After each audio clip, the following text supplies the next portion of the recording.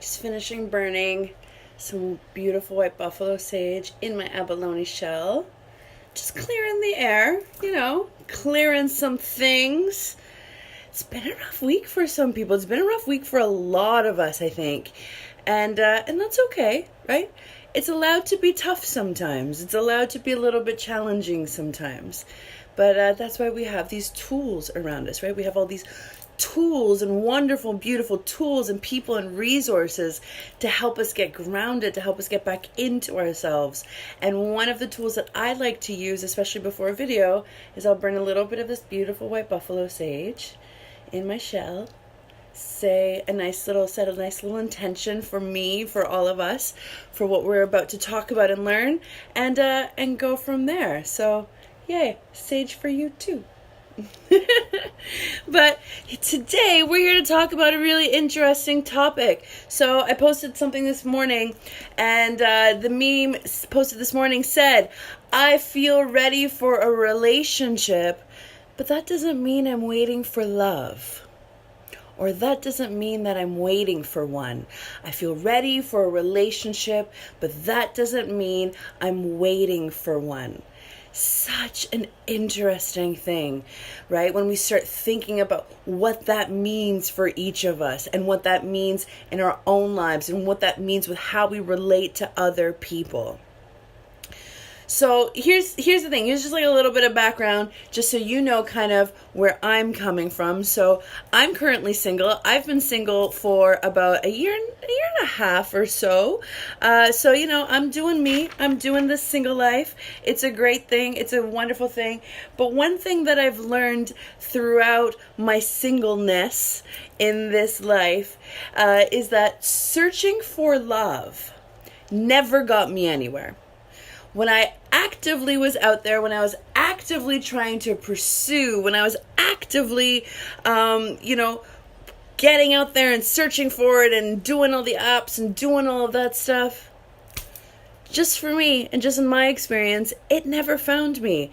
It never came to me, right? So searching for love, and I'm sure some of you can relate to that, because searching for love never got me anywhere, right? So many of us in our kind of pursuit of love and relationships really put or choose to put our lives on hold, put our experiences on hold, right? Because of this pursuit for Mr. or Mrs. Right, right? We keep doing all of these things or putting these ideas or putting our dreams kind of on hold, right? How many of you have heard your friends say, I want to go there, but I really want to do it with somebody that I love. Or, I really want to go on this adventure, but I really want to do it with my partner one day, so maybe I'll just add it to the list and wait for it a little bit, right? No. I even knocked my hat off a little bit because of that, right? No. The answer to that is no. Stop doing that. That is not serving you or your highest good at all. Because being single, this has been actually the best time in history ever to be single. It really, really is, right? Because before, people had to be in relationships because, life and survival and all of those things and minimal resources and everything, right? So everything was always about find a mate, get married, have all the kids, build the house, or the fortress for your children. And, and be happy forever, or at least perceivably happy forever, right? And now, because of technology, because of where our health is at, because of the economic status of women and being increasing, because of all this awesomeness that is happening in this world, now, before any time ever in history, is actually been one of the best times and the healthiest times for us to be single. But so many of us are still kind of pushing for it and reaching for it. And girl, I get it.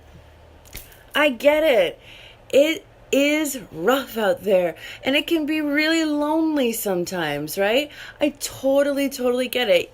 You want your space, but you don't want anybody in it. Or you do want somebody in it, but you don't want them to touch your pillows and stuff. I get it. So the one thing that I hear though is that we put our lives and experiences on hold, instead of being open and allowing our journeys in this life, allowing this adventure of life, or allowing us to meet people organically. And organically can look really different today, right?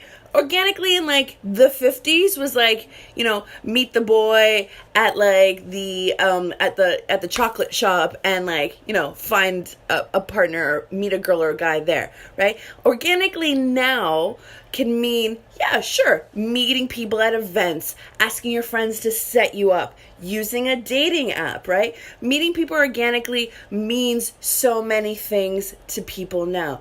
But the one thing that meeting organically always means, and the one thing that I really have come to understand, and I think some people have really come to understand who have been single for a long time, is that saying, that old saying, let it go, and if it comes back to you, it was meant for you, but if it doesn't, then it was never meant for you to begin with. That lovely saying that we all have heard so many times, right? And when you are truly grounded in your relationship status, no matter what that is, right, you really actually start to appreciate and understand kind of that saying, right? So what you kind of have to do is let it go. And I'm going to give you 5 little tips. I'm going to give you 5 tips as to how to kind of like be successful at this single and dating thing, right? But, I'm not talking about like the work of attraction, right? So you see a cute human, right? Guy or girl, you see them and you're like, ooh, I think I like that person, right? So you find out who they are, you find out their friends, you add them to Instagram, you do that whole thing, you kind of chat them up a little bit. I'm not talking about that, like you're sending them signals like, hey, you, me, hey, right? That's not the part that I'm talking about here. That's not the part that we're worried about. The part that I'm talking about and that I'm hearing a lot about from my clients, from my friends, from just people around me, right? The part that I'm hearing about is when we're holding on to this kind of situation that we've put ourselves in, but yet texts keep dropping off, we're being ghosted, right? You kind of need to be over it, but somehow you've masterminded and validated these excuses for their behavior stage. That's the part that I am talking about. It's the waiting. I feel ready for a relationship, but that doesn't mean I'm waiting for one. And when we are consistently putting ourselves second to a wonderful human, I'm sure, who doesn't seem to be responding how we are worthy of being responded to, then we are waiting. And we are putting our lives on hold for something. And that something is expectation. And that's what that's about, right? So it's about looking at the situation that you're in. Think about the situation that you're in right now, right? Especially if you're single and dating. Think about this person that you're kind of pining after, right? Have you started to exercise acceptance? Acceptance of who you are, of who this person is, of what this means, right? We're not looking to change anybody. Have you started to surrender to the flow of this relationship and surrender your expectations of what it is you think it's supposed to look like? And have you released control of all of that? Released control of your own ego, of your vagina's ego, because she's got an ego, or he, no judgment, right? Release control of what it is that you are expecting to happen, right? This like magical moment that you're expecting is going to come and like take over and do all of this stuff, right? We make excuses. We make excuses and validate other people's behaviors, especially when we're single, because we love love, right? I love love. I love love so much. But when I go actively forcing it and searching for it and doing all of that, it never works out. It really doesn't. I'm a sexologist and it doesn't work out. I'm just throwing it out there. So how do we stop waiting? How do we become ready for the relationship, but stop waiting for it to happen? Well, first step is know what you want. Number one, know what you want. Do you even really know? Like really? Do you really even know what it is that you want, right? And not only what it is that you want, but in knowing that they are your dreams. And not only knowing that they are your dreams, but they are yours, that the society and pressure and life and your mother all told you that it's supposed to look like, right? Do you know what you want? Have you been chasing a certain type of girl or guy for so long, a certain type of human for so long, and it just keeps kind of giving you the same result over and over again? Why do you want that? Why is it that that's like the picture, the image of what you were trying to live up to, that you're trying to bring yourself up to, right? Is it what you want? Or is it something that you have been told to want? So first of all, figure out what it is that you want in this life, where it is that you want to live in this world, where it is that the adventures that you want to go on, the life that you want to lead, the shows on Netflix that you want to watch, and the snacks that you want to eat with it. Right? Number 2. Only allow that energy to enter you. Number 2, only allow that energy to enter you. And I'm talking about the energy of knowing what you want. And we're going to talk a little bit more about this because number 3 is stop playing small. So when I say only allow that energy to enter you, so that's entering your sphere, entering your world, excuse me, allergies, only allowing that energy to enter in your body, right? And then stop playing small. Woo! Should have grabbed some water. All right. Stop playing small. And when we stop playing small, I'm talking about knowing your self-worth. What are you worthy of, girl goddess? Hello, right? There's a reason why I have this clothing line. There's a reason why I want you all to wear it. Because this is what we deserve.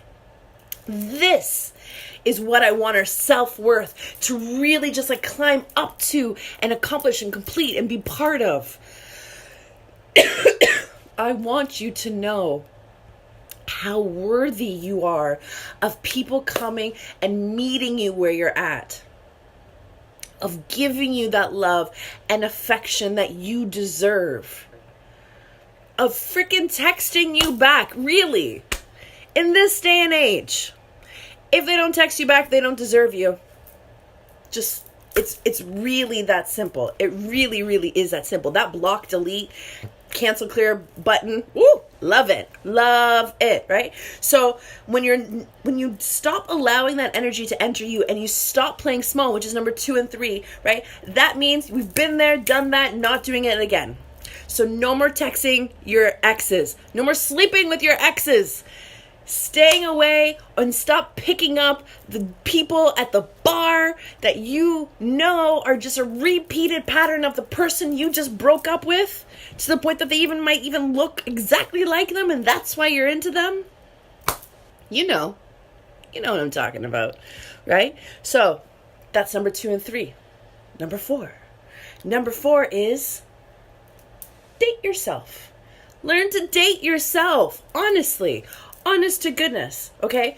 I was reading this really cool article that my best friend posted this morning, and the opening tagline of it was, self-love is a discipline. I love that. I loved it when I saw that. Self-love is a discipline. So when I'm talking about dating yourself, yeah, sure I am. I'm talking about going out, and I'm talking about, having fun with yourself and all of that, but it is about really manifesting and creating that bubble of love that you have for yourself as a discipline on the daily, not as a first aid kit that you just, you only take out when you've cut yourself, right? It's like that whole idea that people only pray like when their lives are falling apart, but we forget that, our communication with spirit, with the universe, with whoever it is that, you want to feel connected to, whatever it is that you want to feel connected to, is a daily practice, right? Or at least an every other day practice sometimes, right? But it's not about asking for when you're only in pain and suffering. It's about living with gratitude every day, right? Self-love is also the same way. Self-love is an active discipline that we come into every single day. So it's about doing the things that and creating the dreams that you always wanted to do, the places that you always wanted to go to, right? Date yourself, girl. You are a goddess, right? You really are. And there's so many places and things in this world that you've been wanting to do. And we put ourselves on hold because we're waiting for that, Mr. and Mrs. Right to come into our lives before we can, create the excuse of why we need to go to Bali. Girl, go to Bali. Go swim with the fishes. Masturbate in the ocean. Have a good time. Date yourself. That's number 4. Number 5. Stop caring. Literally. Success to being single is to stop caring. Stop chasing. Stop manipulating. Stop game playing. Stop ghosting. Stop all of those things. Especially stop chasing. Right? Stop chasing. You are not a dog, and they are not the ball. That is not how this works. That is not how an open, healthy, and wonderfully giving and receiving congruent relationship looks like. It's about getting clear and living the life that you want to live and being open to what comes your way, right? Being single isn't going to last forever. It really isn't, right? If you look at your life, being single isn't going to last forever. You're always going to meet people. You're always going to, get out there and eventually find someone, right? It's always going to happen. It's the cycle of life, right? But our mindsets for when we are single, our mindsets need to shift a little bit. And we need to be able to tell ourselves and actually truly believe within ourselves that we are incredible humans, and we knowing how much and what we bring to the table and how much we have to give. And if they don't choose to meet us where we're at, then they weren't deserving of you to begin with. That's just how easy it is. Really. So you let them go. Another one comes knocking on the door. And until you choose, and until you become grounded and in understanding and stop settling for the bullshit that keeps coming your way, and know what you want, only allow that energy to enter you. Stop playing small and dating yourself, and stop caring. Right? And if we stop caring, then that is how we start to really embrace the beauty of being single, right? The beauty of being able to go and move through this life and do all the things we want to do, right? Because some of you who are watching settled in your relationships. You settled in your past relationships. You might be settling in a relationship right now. And settling is a relationship death sentence. Some of you know. Some of my clients definitely know that, right? Settling is a relationship death sentence. Because, yeah, you start off, it's really, really great. You get pregnant, you buy the fortress for you and your kids, you do all that stuff. And then, 5 to 10 years from now, you call me and you say, holy shit, I made a big mistake. And I say, yep, you did. Because you settled. Because you're so focused on this need, on these materials, on this wanting of all of these things that we are told that we are supposed to, that we should have, at least by this age or whatever age or this time in your life, or these benchmarkers to your success in this journey that you're on, right? And when we settle, we eliminate our potential. So I feel ready for a relationship, but that doesn't mean I'm waiting for one. So I told you at the beginning of this video, I'm single. I date, I go out, I hang out, I do a lot of different things, right? I meet people, you meet people, we all meet people. But why am I still single? I'm still single because I know I'm ready. I've done my work. I love myself. Ooh, do I love myself, right? I love myself. I love my work. I love where my life is heading. I love the impact that I'm having on people's lives. I love the impact that I'm having on my own life.